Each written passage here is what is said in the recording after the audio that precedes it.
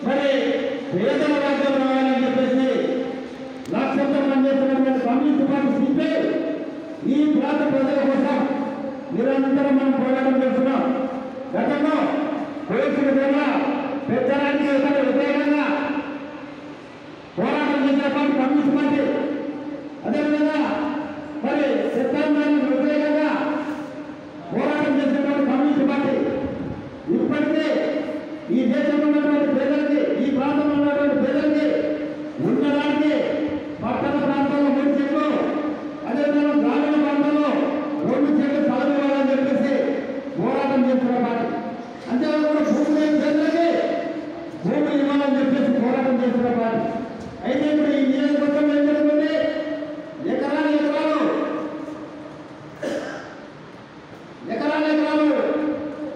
ఈరోజు ప్రభుత్వ భూములు